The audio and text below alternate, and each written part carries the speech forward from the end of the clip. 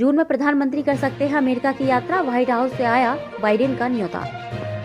प्रधानमंत्री नरेंद्र मोदी इस साल गर्मियों में अमेरिका की यात्रा कर सकते हैं। हालांकि यात्रा की तारीखों को लेकर अभी स्पष्टता नहीं है और दोनों देशों के अधिकारी इस पर काम कर रहे हैं। सूत्रों की माने तो अमेरिकी राष्ट्रपति जो बाइडेन की ओर से प्रधानमंत्री मोदी को अमेरिका यात्रा का निमंत्रण भेजा गया है।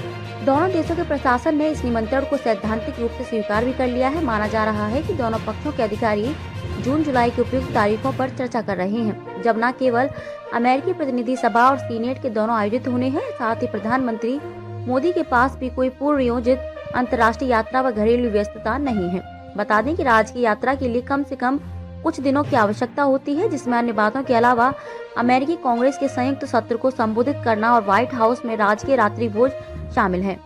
हालांकि इस मुद्दे पर सूत्रों का कहना है कि यह स्पष्ट नहीं है कि प्रधानमंत्री मोदी को यह निमंत्रण कब दिया गया है और बाइडेन कार्यालय की ओर से किसने उन्हें व्यक्तिगत निमंत्रण दिया। इस मामले पर नजर रखने वाले कुछ अधिकारियों का कहना है कि भारत इस साल G20 की मेजबानी कर रहा है। सितंबर में G20 का शिखर सम्मेलन भी होना है, जिसमें वैश्विक नेताओं के साथ अमेरिकी राष्ट्रपति जो बाइडेन भी शामिल होंगे।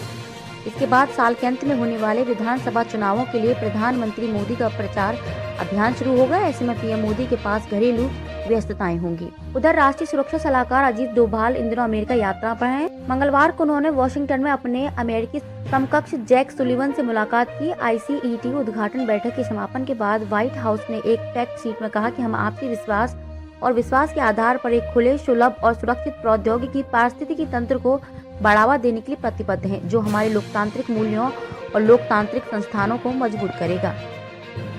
ICET को अमेरिकी राष्ट्रपति जो बाइडेन और प्रधानमंत्री नरेंद्र मोदी के निर्देश पर लॉन्च किया जा रहा है, जिन्होंने मई 2022 में अपनी टोक्यो बैठक के बाद सरकारों, व्यवसायों और शैक्षणिक संस्थानों के बीच रणनीतिक प्रौद्योगिकी साझेदारी और रक्षा औद्योगिक सहयोग को बढ़ाने और प्रस्तावित करने की घोषणा की थी।